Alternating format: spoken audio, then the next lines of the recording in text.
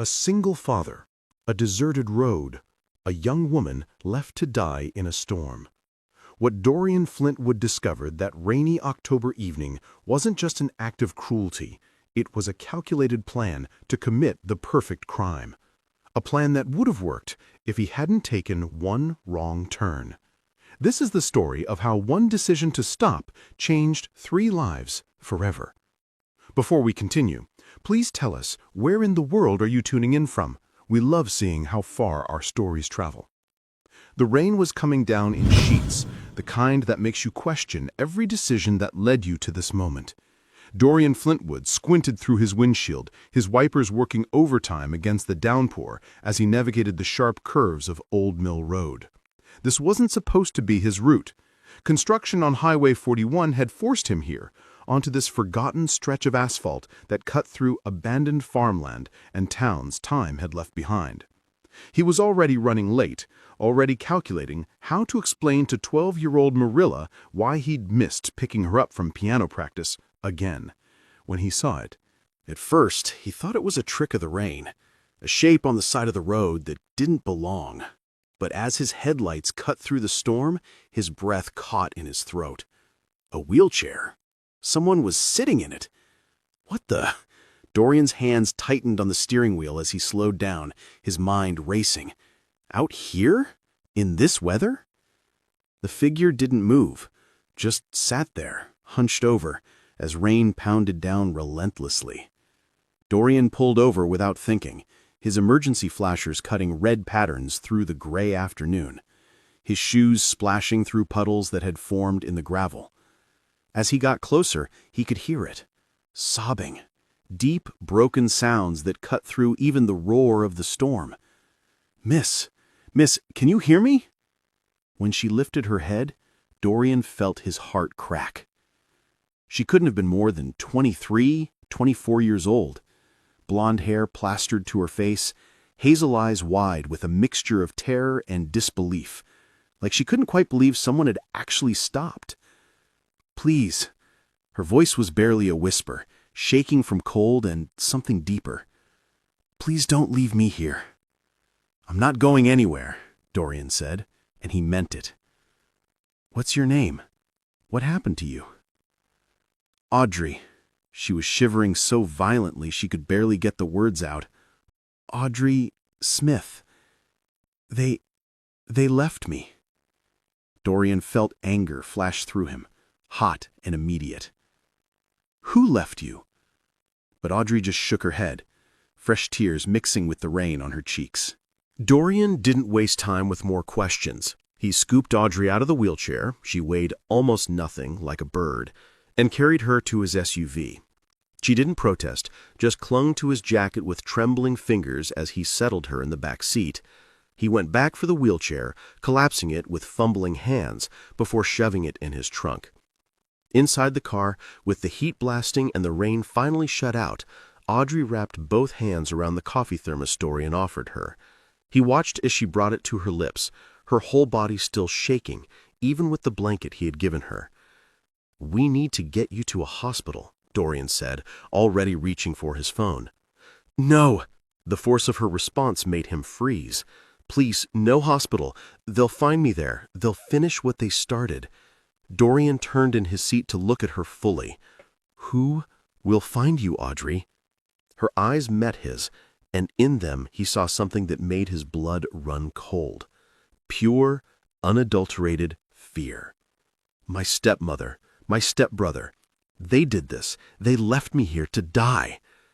The words hung in the air between them, so outrageous that for a moment Dorian wondered if he'd heard her correctly, but the look on her face told him everything he needed to know. She was telling the truth. He made a decision that would later seem either incredibly foolish or divinely inspired. "Okay, no hospital, but you need to get warm, and you need to tell me everything." Dorian pulled back onto Old Mill Road, his mind already rearranging his afternoon. Morella's piano teacher lived 2 blocks from their house. He'd call, explain he was running late, ask her to drop Morella off. His neighbor, Mrs. Pataki, would be home. She was a retired nurse, someone he trusted. As he drove, Audrey spoke in fits and starts, her voice gaining strength as warmth slowly returned to her body. "I've been out there for 4 hours," she said, staring at her hands. 4 hours in the rain. I screamed until I couldn't anymore. I really thought this was it, that I'd die out here and no one would ever know what they did." "How did you end up on this road?" Dorian asked, keeping his voice gentle even as rage simmered beneath his calm exterior. "They told me we were going on a family trip." Audrey laughed, but it was a broken sound. "To help us grieve together. We were supposed to be heading to a spa retreat in the mountains, but they kept taking turns I didn't recognize.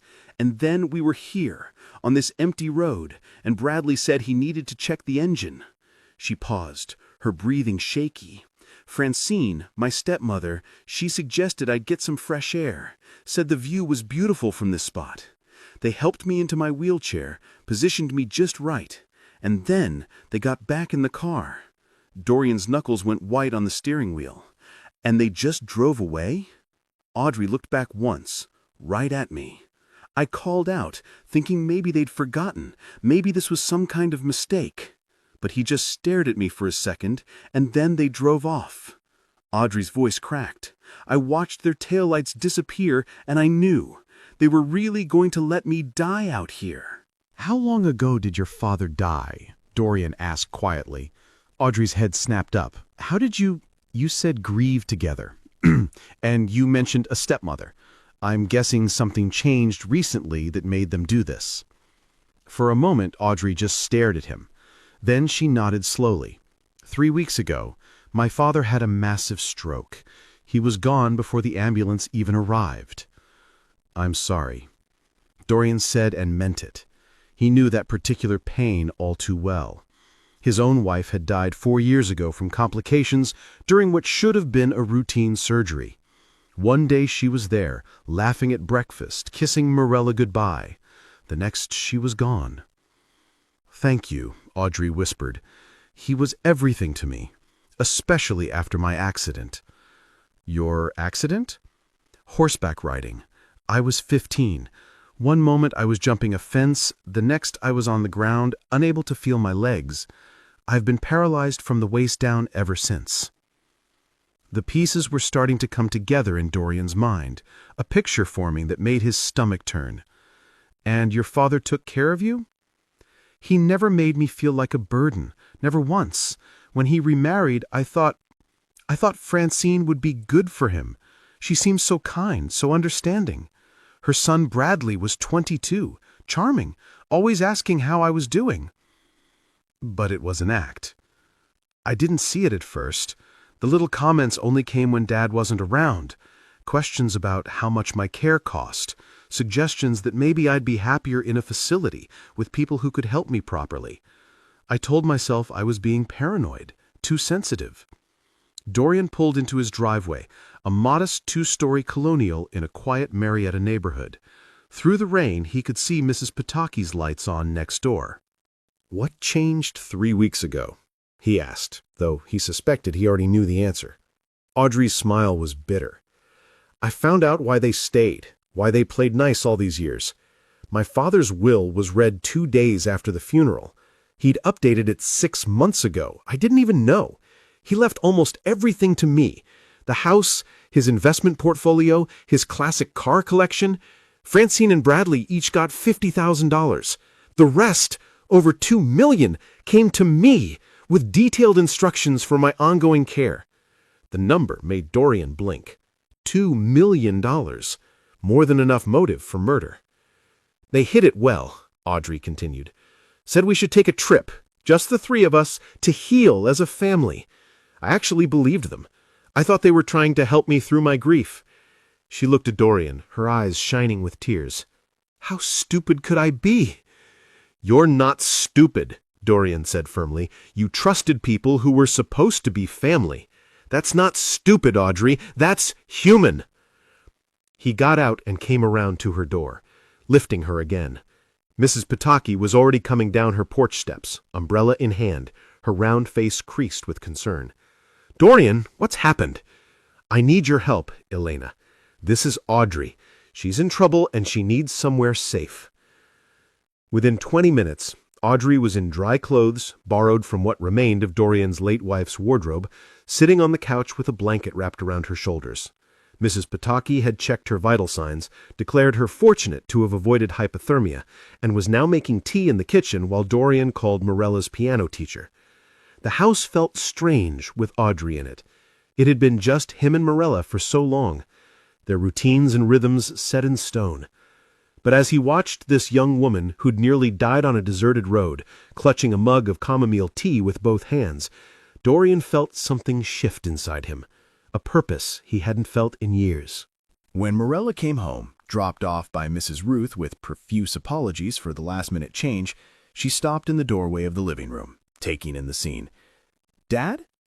Dorian stood, ready to explain, but Morella was already moving forward, her dark eyes, so much like her mother's, filled with concern. "Are you okay?" she asked Audrey directly. Audrey looked surprised by the question, by being addressed so simply. I'm getting there. She needs our help, sweetheart. She's in trouble and she needs somewhere safe to stay for a while." Morella didn't hesitate. "She can have the guest room. It's on the first floor, so she won't have to worry about stairs, and it has its own bathroom."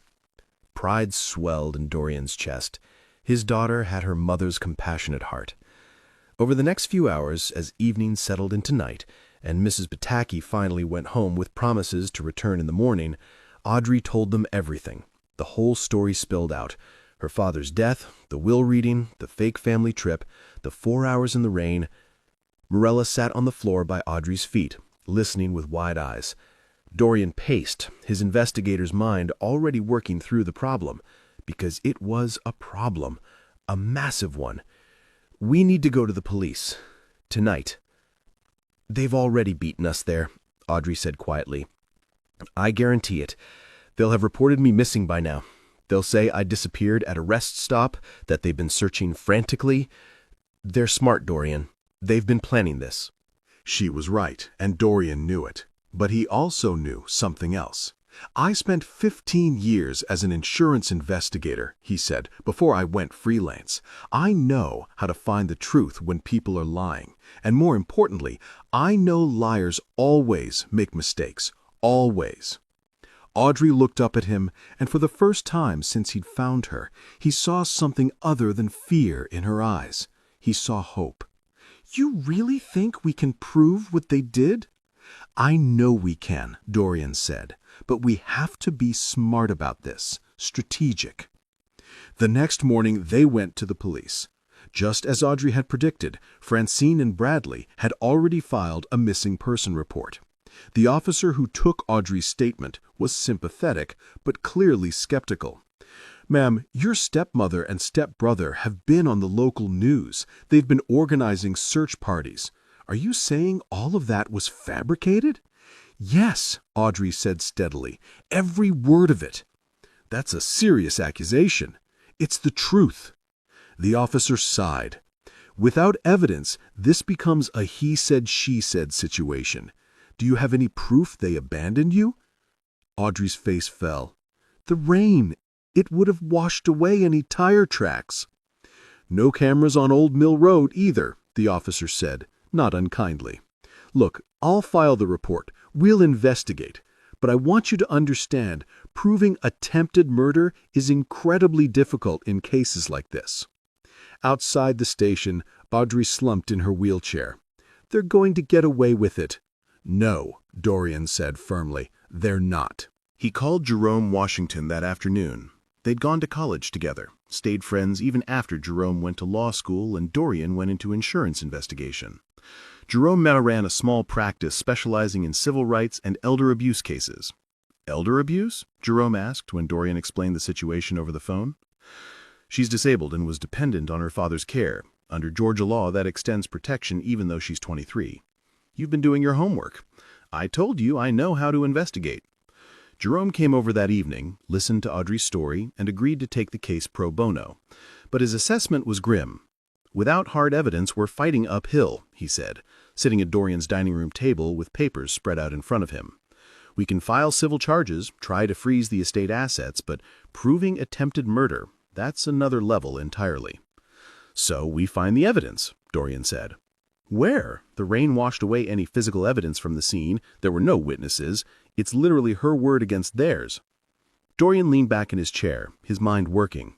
Liars make mistakes, Jerome. Always. We just have to find theirs.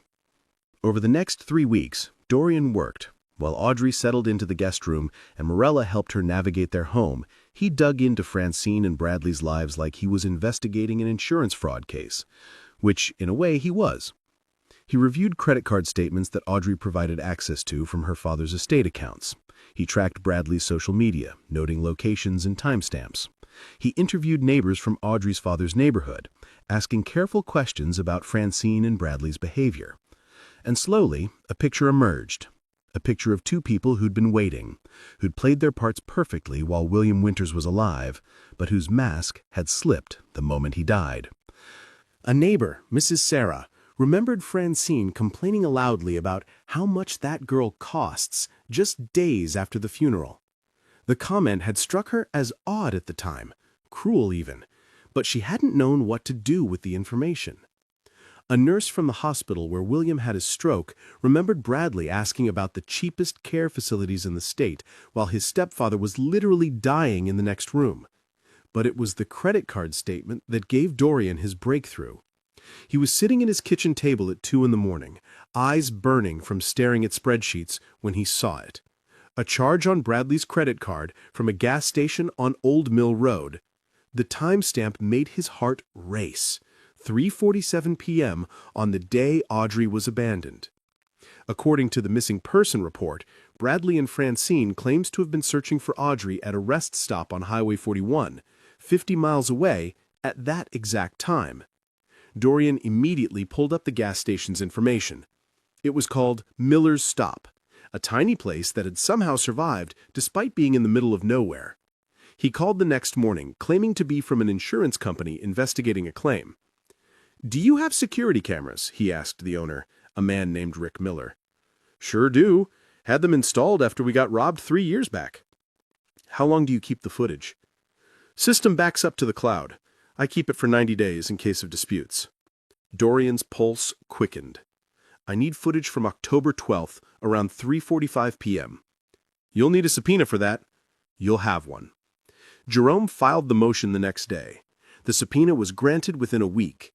And when Dorian finally saw the footage, sitting in Jerome's office with Audrey beside him, he felt vindication surge through him like electricity. There, in grainy but clear footage, was Bradley's black Mercedes pulling up to pump 3. The timestamp read 3:47 p.m. Bradley got out, filled the tank, and then at 3:52 p.m., Francine stepped out of the passenger side to go inside, presumably to pay. Both of their faces were clearly visible. "They were there," Audrey whispered. 2 miles from where they left me, right when they said they were 50 miles away searching. "Not just there," Dorian said, pointing to the screen. "Look at the direction they're coming from." The camera angle showed the road. Bradley's car had come from the south, from the direction of Old Mill Road. It was heading north, away from where Audrey had been left. They weren't searching for her. They were leaving her behind. Jerome leaned back in his chair, a slow smile spreading across his face. "This is it. This is what we needed." "Can we get them arrested?" Audrey asked, her voice shaking. "We can do better than that," Jerome said. "We can bury them." The arrests happened on a Wednesday morning, 6 weeks after Dorian had found Audrey in the rain. Francine was taken into custody at a yoga class. Bradley was arrested at his apartment, still in pajamas. The local news, which had been covering their desperate search for Audrey, suddenly had a very different story to tell. The charges were staggering: attempted murder, elder abuse, fraud, conspiracy, and a half-dozen other counts that Jerome had carefully compiled.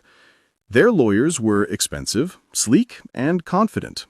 At the arraignment, they painted Audrey as mentally unstable, suggested she'd orchestrated her own disappearance for attention, implied that she was trying to keep the inheritance all for herself. But Dorian had been busy in the weeks leading up to trial. He'd gathered every piece of evidence, every witness statement, every contradiction in Francine and Bradley's story. The trial lasted 2 weeks. The courtroom was packed. Audrey sat at the plaintiff's table with Jerome, her wheelchair positioned carefully beside him. Dorian sat in the front row, Mirella beside him when school allowed. Mrs. Pataki came every day, her Slovak accent growing thicker with indignation as the evidence mounted. Francine's lawyer went first, painting a picture of a loving stepmother distraught over her missing stepdaughter. But Jerome was ready. "Mrs. Winters," he said during cross-examination, his voice calm and measured, "can you explain why your son's credit card shows a charge at Miller's Stop on Old Mill Road at 3:47 p.m. on October 12th, when you claim to have been searching for Audrey at a rest stop 50 miles away?" Francine's face went pale. We must have stopped there earlier. The missing person report you filed says Audrey disappeared at 2:30 p.m. The gas station footage shows you arriving at 3:47 coming from the direction of Old Mill Road, where Audrey was found. Can you explain that? We were confused about the timeline. Confused enough to be in 2 places at once? The courtroom murmured. Bradley's testimony was worse. He was cocky at first, assured in his lies, but when Jerome played the security footage, showing Bradley pumping gas, showing Francine walking into the store, showing them driving away from where Audrey had been abandoned, his confidence crumbled. "That doesn't prove anything." "It proves you lied about your location. It proves you were exactly where Audrey said you were. And it proves you were driving away from the scene, not toward it." Mrs. Sarah testified about Francine's cruel comments. The hospital nurse testified about Bradley's callous questions. Other neighbors came forward with stories of coldness, of barely concealed resentment whenever William's care for Audrey was mentioned. And then Audrey took the stand. She was calm, clear, devastating in her testimony. She described the family trip, the growing unease as they took unfamiliar roads, the moment of realization when she understood what was happening. "Bradley looked at me," she said, her voice steady, even as tears ran down her face. "Right in the eyes. I called out to him, begged him not to leave me, and he just stared at me, turned around, and drove away." "How long were you alone before Mr. Flintwood found you?" Jerome asked gently. 4 hours. "And in those 4 hours, in the rain, what did you think about?" "I thought about my father, about how much I missed him. I thought about how I was going to die in the same storm that had washed away any evidence of what they'd done. I thought about how perfect their plan was." She paused, wiping her eyes. "And then headlights appeared. And I thought I was hallucinating, that my mind was giving me false hope in my last moments. But the car stopped, and Dorian Flintwood saved my life." The jury was silent. Several members were crying. Francine and Bradley's lawyers tried to recover, tried to poke holes in the timeline, tried to suggest alternative explanations, but the evidence was overwhelming. The lies were too many, too obvious. The jury deliberated for 3 hours. Guilty on all counts. The sentencing came a week later, 15 years each to be served in separate facilities, restitution to Audrey for emotional damages, restraining orders that would extend past their release. As the bailiff led them away, Bradley looked back one more time, not at Audrey, but at Dorian. The hatred in his eyes was palpable. Dorian stared back unflinching. He'd seen evil before. This was just another version of it. Outside the courthouse, Audrey broke down in her wheelchair, great heaving sobs of relief and grief and 100 other emotions she'd been holding back.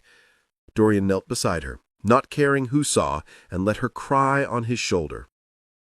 "It's over," he said quietly. "It's really over." Jerome was standing nearby with Mirella and Mrs. Pataki giving them space. When Audrey finally pulled back, wiping her eyes, she looked at Dorian with such gratitude it almost hurt. "Thank you," she whispered. "You didn't have to do any of this. You could have just dropped me at a police station that first day and washed your hands of me." "No," Dorian said firmly. "I couldn't have. That's not who I am." And it was true. From the moment he'd seen her in that wheelchair in the rain, there had been no other choice. Not for him. The weeks following the trial were strange. The media attention faded. The journalists stopped calling. Life began to settle into something resembling normal, except nothing was normal anymore. Audrey used part of her inheritance to make Dorian's home fully accessible. Ramps, wider doorways, a modified bathroom. She insisted on contributing to household expenses despite Dorian's protests. "You gave me my life back," she said when he argued. "This is the least I can do." But it wasn't about the money or the modifications. It was about belonging. Morella and Audrey had bonded during those weeks of investigation and trial preparation. Audrey helped with homework, taught Morella to paint watercolors from her wheelchair, listened to her practice piano for hours without complaint. "She's like a mom," said Morella one night to Dorian, "but not replacing mom. Does that make sense?" It did. Dorian's late wife, Sarah, would have loved Audrey. She'd had the same quiet strength, the same refusal to let circumstances define her. And somewhere in the daily rhythms of breakfast and homework and painting lessons and shared dinners, something shifted between Dorian and Audrey. It started small. The way Audrey laughed at his terrible jokes. The way Dorian found himself making coffee exactly how she liked it without asking. The way their conversations stretched long into the night after Morella went to bed, talking about everything and nothing. Mrs. Pataki noticed, of course. She'd bring over her Slovak pastries and give Dorian knowing looks that made him feel like a teenager. "That girl, she's good for you," Mrs. Pataki said one afternoon, her accent thick with certainty. "You smile again. I haven't seen you smile like that since Sarah." Dorian wanted to protest, to say it wasn't like that, but he couldn't, because it was becoming exactly like that. 3 months after the trial, on a cold January evening, Audrey was in the kitchen making hot chocolate when Dorian came home from a consulting job. She'd been living with them for 6 months now, and the house felt empty when she wasn't in it. "How was the audit?" she asked, not looking up from the pot she was stirring. "Boring as usual. Found the discrepancy, though." "You always do." There was affection in her voice, casual and comfortable, like they'd been doing this for years instead of months. Dorian sat at the kitchen table, watching her navigate the kitchen in her wheelchair with practiced ease. "Audrey, can I ask you something?" "Always." "Are you happy here?" Now she did look up, surprise crossing her face. "Of course I am. Why would you ask that?" "Because you have options now. The inheritance, the house from your father. You could go anywhere, do anything." Understanding dawned in her hazel eyes. "Are you trying to get rid of me, Dorian Flintwood?" "No." The word came out more forcefully than he'd intended. "No, that's not. I just want to make sure you're staying because you want to, not because you feel obligated." Audrey set down the spoon and wheeled over to him. "I'm staying because this is the first place I felt like I belong since my father died. I'm staying because Morella makes me laugh, and Mrs. Pataki feeds me too much, and you—" She paused, her cheeks coloring slightly. "You make me feel safe, seen, like I'm not just the girl in the wheelchair, but actually me." Dorian's heart was hammering in his chest. "Audrey!" "She knows. I know it's complicated. You saved my life. There's probably a million reasons why this is a bad idea, but I can't help how I feel, and I feel—" He kissed her. It wasn't planned, wasn't thought out. He just leaned down and kissed her, cutting off her rambling with the simplest truth he knew. When they pulled apart, Audrey was staring at him with wide eyes. "I've wanted to do that for 2 months," Dorian admitted. "But I didn't know if after everything you've been through." "Dorian?" "Yeah?" "Shut up and kiss me again." So he did. When Morella came home from her friend's house an hour later, she found them in the living room, Audrey in her wheelchair, and Dorian sitting on the couch beside her, their hands intertwined. "Finally," Morella said, rolling her eyes dramatically. "I've been waiting for you two to figure it out." Dorian blinked. "You knew?" "Dad, everyone knew. Even Mrs. Pataki's been making comments." Audrey laughed, the sound bright and free. Your daughter is very observant. She gets it from her mother, Dorian said, and for the first time in 4 years, saying that didn't hurt. It was just true. Morella came over and hugged them both. Does this mean Audrey's staying forever? Dorian looked at Audrey, a question in his eyes. She squeezed his hand. If you'll have me, she said softly. Forever sounds perfect. The months that followed were the happiest Dorian could remember since Sarah's death. It wasn't the same. It couldn't be. Shouldn't be. This was different. New. Built on survival and trust, and the strange alchemy that happens when two broken people find ways to fit their pieces together. They took things slow. Dorian was in no rush, and Audrey had learned the hard way that people could hide who they really were. But every day brought new confirmations that this was real. This was right. Audrey started a nonprofit helping other disabled individuals who'd been taken advantage of by family members. She called it Second Chances. And Dorian helped with the legal framework, using his investigative skills to track down and expose fraudulent guardianships. Morella thrived with Audrey in her life. Her grades improved, her confidence grew. She'd found a role model who showed her that strength came in many forms. And Dorian?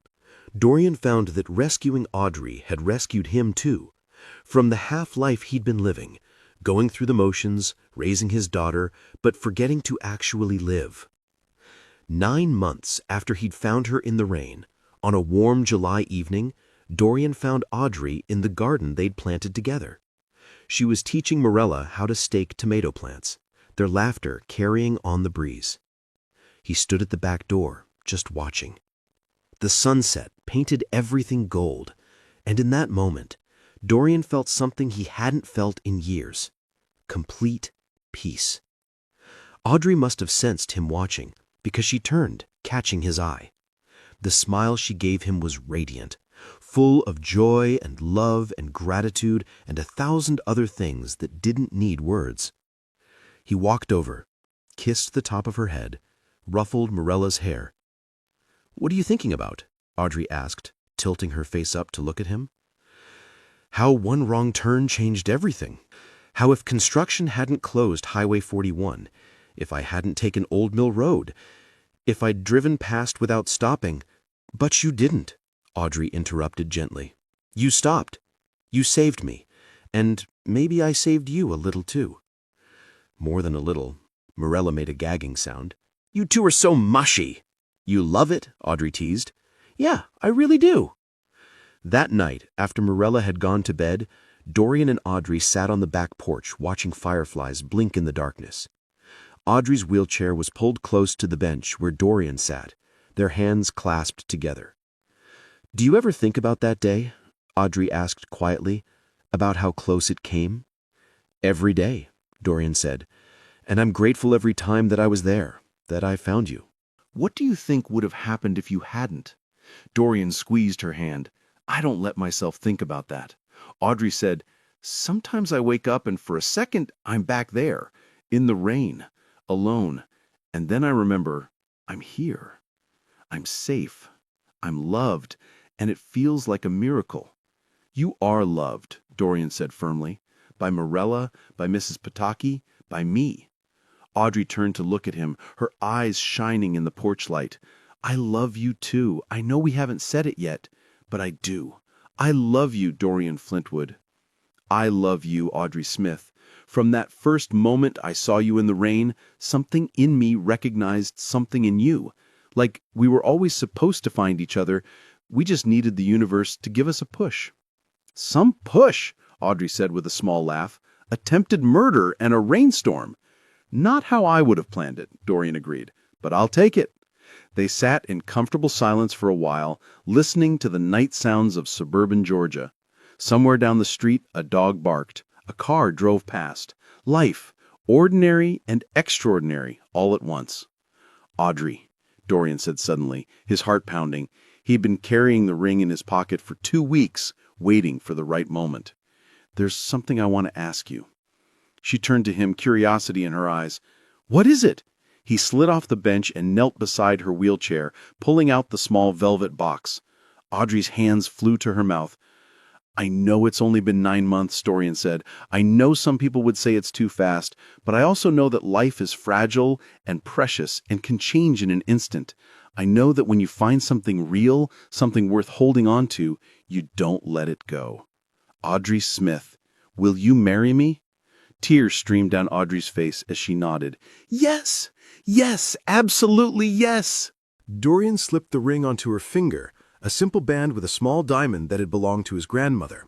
When he stood to kiss her, she pulled him close, and they stayed like that for a long moment, two people who'd found each other in the most unlikely way. From inside the house, they heard a squeal. Morella appeared at the window, pressing her face against the glass with the biggest grin Dorian had ever seen. "She was spying," Audrey laughed through her tears. "Of course she was," Dorian said.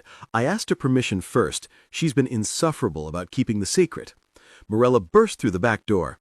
"Can I be the maid of honor? Please say I can be the maid of honor." "Of course you can," Audrey said, opening her arms. Morella hugged them both, and standing there on the porch with his daughter and his future wife, Dorian felt his heart overflow. 3 months later, on a crisp October afternoon, exactly 1 year after Dorian had found Audrey on Old Mill Road, they were married in the backyard of their Marietta home. The ceremony was small, intimate, perfect. White chairs arranged in rows on the grass, an archway covered in autumn flowers, and less than 50 guests who mattered most. Mrs. Pataki sat in the front row, dabbing at her eyes with a handkerchief. Jerome stood beside Dorian as best man, grinning like he'd personally orchestrated the whole thing. And Morella, in a deep burgundy dress that matched the fall leaves, stood beside Audrey as maid of honor, holding her bouquet with trembling hands. Audrey wore ivory, a simple dress that she'd chosen specifically because she could wear it while seated in her wheelchair. Her blonde hair was pinned up with small white flowers woven through it, and when Dorian saw her coming down the makeshift aisle, Mrs. Pataki pushing her chair, his breath caught. She was radiant. The officiant, a kind woman named Pastor Michaels who'd counseled them through their engagement, smiled warmly at the gathered crowd. "We're here today to celebrate something beautiful. Not just a wedding, but a testament to the power of compassion, courage, and the unexpected ways love finds us." Dorian and Audrey had written their own vows. When it was his turn, Dorian took Audrey's hands in his voice steady despite the emotion threatening to overwhelm him. "Audrey, a year ago I found you on the worst day of your life, but you've given me the best days of mine. You've shown me that healing isn't about forgetting the past. It's about building something new with someone brave enough to try again. You've loved my daughter like she's your own. You filled our home with laughter and hope. And you've reminded me that sometimes the greatest act of courage is simply letting yourself be loved. I promise to protect you, to cherish you, to be worthy of the gift you've given me every single day." There wasn't a dry eye in the crowd. Audrey's voice shook as she began her vows, but it was filled with conviction. "Dorian, you stopped when everyone else would have driven past. You saw me, really saw me, not as a burden or a charity case, but as a person worth saving. You fought for me when I'd given up fighting for myself. You've given me a home, a family, a future I never thought I'd have. I promise to love you fiercely, to support your dreams, to be the partner you deserve. And I promise to never forget that love isn't about grand gestures. It's about showing up, day after day, even in the rain." When Pastor Michaels pronounced them husband and wife, and Dorian leaned down to kiss his bride, the small crowd erupted in applause. Morella cheered the loudest, throwing flower petals in the air with abandon. The reception was held right there in the backyard, under string lights that twinkled like stars. Mrs. Pataki had made enough Slovak pastries to feed an army. Jerome gave a toast that had everyone laughing and crying simultaneously, recounting how Dorian had called him in a panic about a legal nightmare that had turned into the greatest love story he'd ever witnessed. But the moment that would stay with everyone was when Morella stood up, tapping her glass for attention. At 13 now, she'd grown taller, more confident, her dark hair pinned back like Audrey's. "I just want to say something," she began, her voice clear. "A year ago, my dad brought home a stranger who needed help, And I gained a second mom who chose to be here, chose to love us, chose our family. Audrey, you've taught me that strength isn't about what your body can do, it's about what your heart is brave enough to feel. Thank you for loving my dad. Thank you for loving me. And thank you for showing me what it means to never give up, even when the world gives you every reason to do so. Audrey was openly crying now, reaching for Morella's hand. Come here, sweetheart. Morella knelt beside the wheelchair, and Audrey hugged her tight, whispering something that made Morella nod and smile through her own tears. As the sun set and the party continued, Dorian and Audrey found a quiet moment together near the flower archway. He stood behind her wheelchair, his hands on her shoulders, both of them looking out at their guests, their family. Happy? He asked softly. Beyond words, Audrey replied, tilting her head back to look up at him. A year ago, I thought my life was over. Now, I can't imagine it being anything other than this. Neither can I, Dorian said, bending to kiss her forehead. They stayed like that as the evening deepened into night, as laughter and music filled the air, as their small corner of the world celebrated not just a wedding, but a triumph, a victory over cruelty, over despair, over everything that had tried to destroy them. And in that moment, surrounded by love and light and possibility, they knew they'd found something rare, something worth every hardship, every tear, every moment of doubt. They'd found home. Old Mill Road still exists, winding through abandoned farmland and forgotten towns. Rain still falls there, washing away old tracks and old sins. But in a modest house in Marietta, Georgia, there's only sunshine and laughter and the quiet strength of people who learned the hard way that love isn't about what you're born into, it's about what you choose to build. Dorian had stopped on that road looking to help someone in need. He'd found someone to save, but in saving her, he'd found something else entirely, a reason to believe in second chances. For Audrey, for Morella, for himself. Sometimes the greatest rescues don't just save a life, they create a future worth living. And in that future, in that home filled with love and hope and possibility, 3 people who'd lost so much had found everything that mattered. They'd found each other, and that made all the difference. If this story touched your heart, reminded you that kindness can change everything, and showed you that found families are just as real as born families, don't keep it to yourself. Like this video, share it with someone who needs to hear it, and subscribe, because every week we bring you stories that prove love, courage, and compassion can triumph even in the darkest storms. Sometimes all it takes is one person who refuses to drive past someone in need.